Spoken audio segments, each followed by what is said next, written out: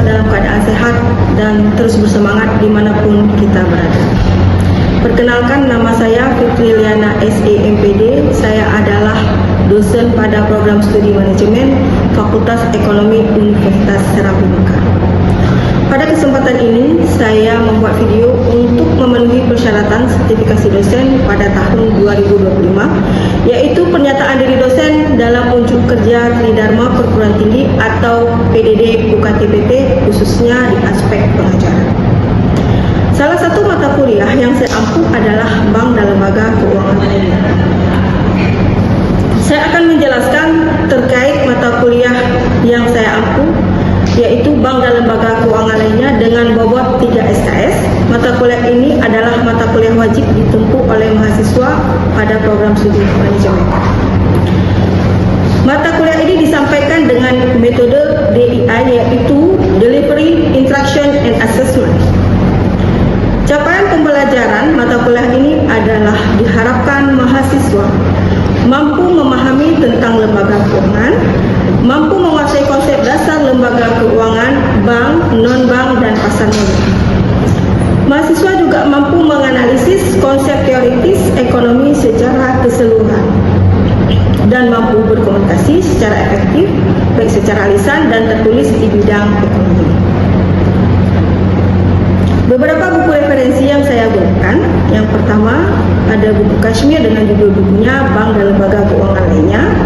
Selanjutnya juga ada buku Irham Fahmi dengan judul bukunya Bank dan Lembaga Keuangan Lainnya, Teori dan Aplikasi, serta buku Faizal Rifai dengan judul bukunya Bank and Financial Institution Management Conventional and Sharia System. Saya akan mendeskripsikan mata kuliah Bank dan Lembaga Keuangan Lainnya. Mata kuliah ini memberikan pemahaman awal kepada mahasiswa tentang lembaga keuangan bank dan non-bank, pasar modal, peran pasar modal dalam kegiatan investasi, dan keterkaitan lembaga satu dan lainnya dalam konteks perekonomian di Indonesia. Sistem penilaian pada mata kuliah ini dengan bobot masing-masing 10% untuk kehadiran, 20% untuk tugas dan kuis, 30% untuk ujian tengah semester, dan 40% untuk ujian akhir semester. Pada tahun 2024 yang lalu, saya menang hibah penelitian dasar fundamental Kementerian Riset dan Teknologi dengan judul penelitian Konsep Pemberdayaan Buruh Tani Perempuan dalam Meningkatkan Ekonomi Keluarga Menuju Keluarga Sejahtera pada Masyarakat Kabupaten Aceh Besar. Dan pada tahun 2025 ini, alhamdulillah kembali menang hibah penelitian dasar fundamental Kementerian Pendidikan Tinggi, Sains dan Teknologi dengan judul penelitian Konsep Implementasi Pemberdayaan Buruh Tani Perempuan dalam Meningkatkan Ekonomi Keluarga Menuju Keluarga Sejahtera pada Masyarakat Kabupaten Aceh Besar.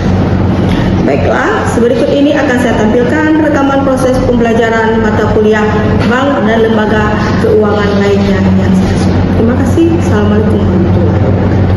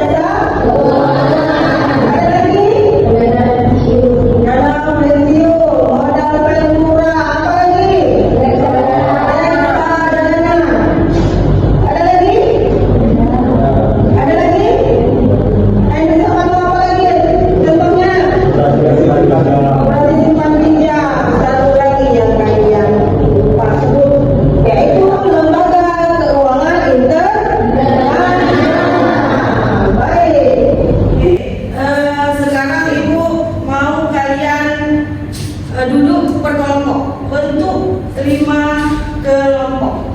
Silakan. Ya, masing-masing boleh pilih teman-temannya. 5 kelompok ya, 5 kelompok ya. Yang penting ada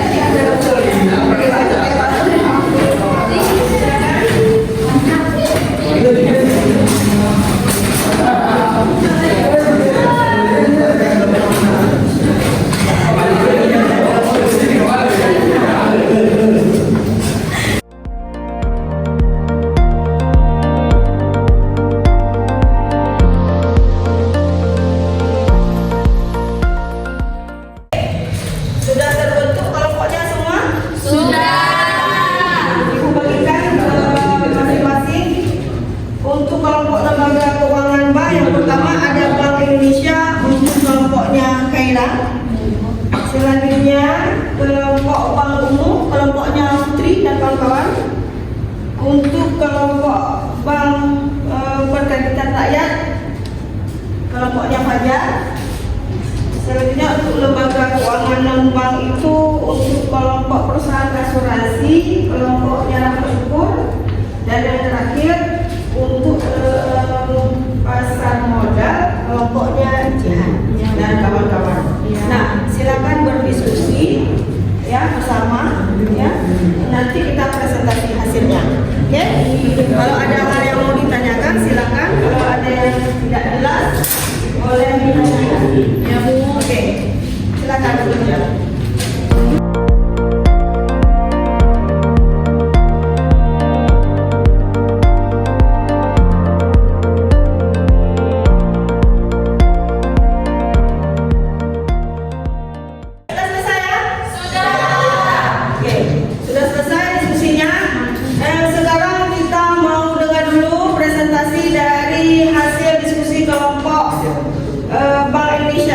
Silahkan. Sudah siap ya? Ya. Oke, sebutkan apa itu Bank Indonesia, sebutkan regulasinya, ya, regulasi atau undang-undang berdirinya Bank Indonesia, dan jelaskan peran dan fungsi Bank Indonesia ataupun Bank Sentral. Ya. Silakan. Yang lain silakan didengar, disimak. Ya. Silakan.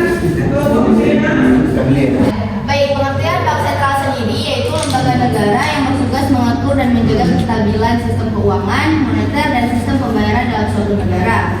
Regulasinya yaitu berdasarkan Undang-Undang Nomor 23 Tahun 1999 yang mengatur tentang Bank Indonesia, struktur, pengawasan, dan juga sistem pembayaran. Selain itu, sasaran strategi Bank Indonesia memelihara kestabilan moneter, memelihara kondisi keuangan Bank Indonesia yang sehat dan akuntabel ya. Selanjutnya juga untuk meningkatkan efektivitas manajemen moneter, meningkatkan sistem perbankan yang sehat dan efektif, serta sistem keuangan yang stabil. Nah, itu tambahan dari Bu sedikit ya. Kita lanjut kelompok bank umum, kelompok Putri. Sudah siap? Ya, silakan kelompok Putri presentasi hasil diskusi kelompoknya. Pengertian Bank Umum. Bank Umum adalah lembaga keuangan yang kegiatan utamanya menghimpun dana dari masyarakat dalam bentuk simpanan, giro, tabungan, deposito, lalu menyalurkannya kembali ke masyarakat dalam bentuk kredit dan bentuk-bentuk lainnya dalam rangka meningkatkan taraf rakyat. Itu saja. Ya, mungkin bisa dibantu sama boleh dibacakan daerah boleh. Selain itu apa saja? Dan di bank umum juga ada produk-produknya. Salah satunya giro, tabungan, deposito perjangka, kredit, ATM, transfer, dan kualitasi. Oke. Itu saja. Terus gas. Ada tambahan? Coba kawan lain bacakan. Siapa? Yang lain dengar nak? Dasar hukum Undang-Undang Nomor 10 Tahun 1998 tentang perbankan. Oke, sudah. Oke, yang lain ada dengar? Tadi presentasi dari kelompok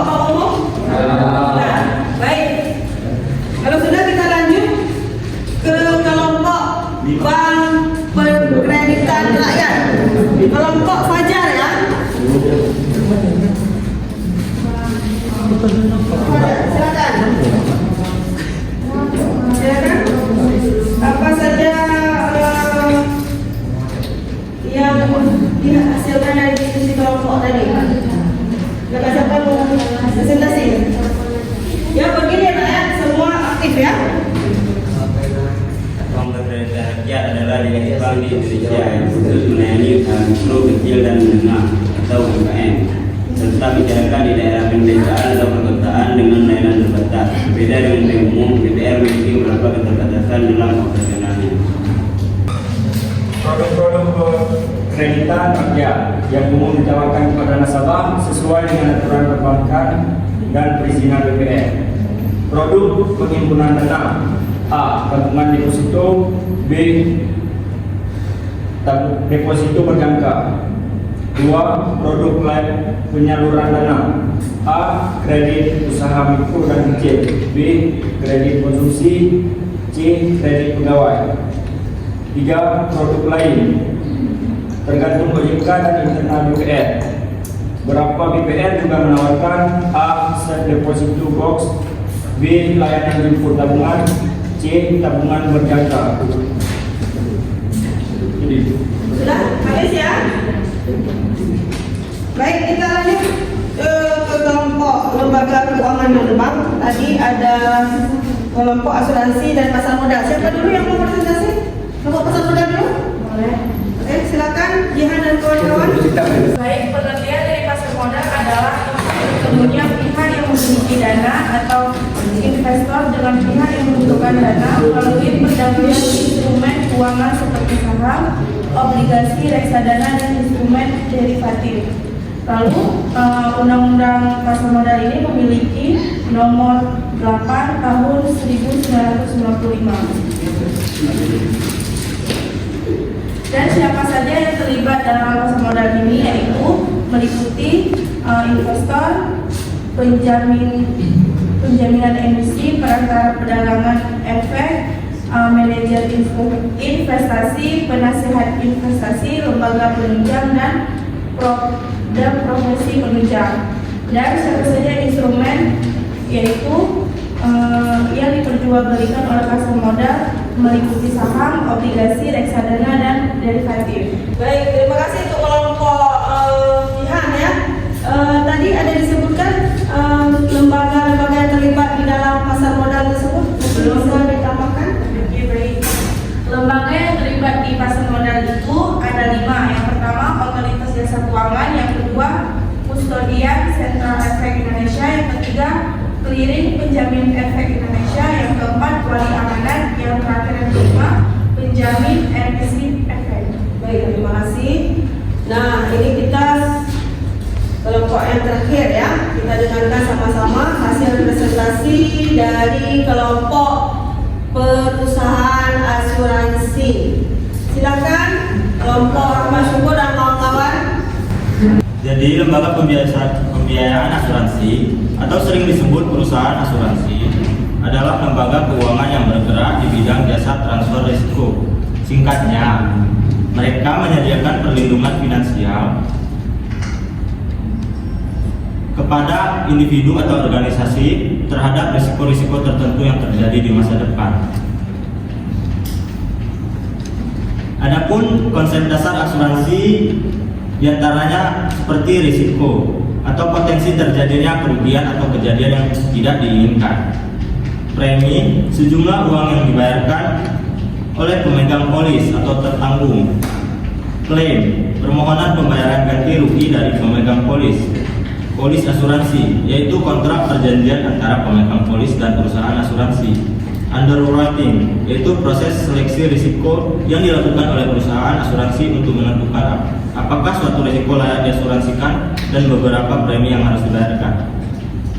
Adapun fungsi lembaga pembiayaan asuransi diantaranya seperti transfer risiko atau risk transfer, pengumpulan dana atau fund accumulation, investasi atau investment, penyediaan jaminan atau security, pengendalian kerugian atau loss control. Dan lembaga pembiayaan asuransi itu ada 2, yaitu yang pertama asuransi kerugian atau property and casualty insurance.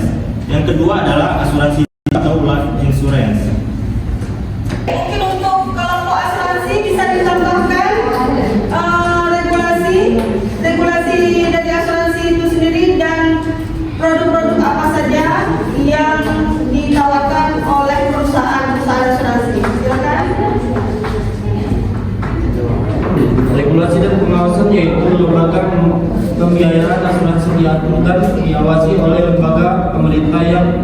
berwenang di Indonesia. Lembaga tersebut adalah Otoritas Jasa Keuangan (OJK). Katakan produk-produk asuransi terbagi jadi 6. 1. Asuransi jiwa, asuransi kesehatan, asuransi umum, asuransi perjalanan, dan asuransi mikro. Baik, kita absen dulu ya. Mohon didengar. Fajar ada? Kamsah. Mikra Saputra. Muhammad Sadar dan Yahya. Kamal Syukur. Razakul Maula. Ulfa Nania. Arkan Syarif. M. Lutfi Mutaki. Henry Savano. Kaira Mutira. Nayara. Jihan. Hadibul Nadia. Nadir. Coba tenang dulu. Ibu absen. M. Gibran. Muhammad Al-Aswar. Muhammad apa bulan mana? Ya. Nur Halisa. Putri Biarini. Indra Sulaiman. Indra Sulaiman sudah baik ya? Sudah sehat ya? Sudah. Sainur. Raisul izin ya?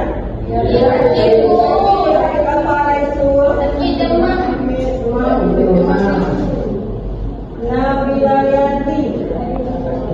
Salman Farisi.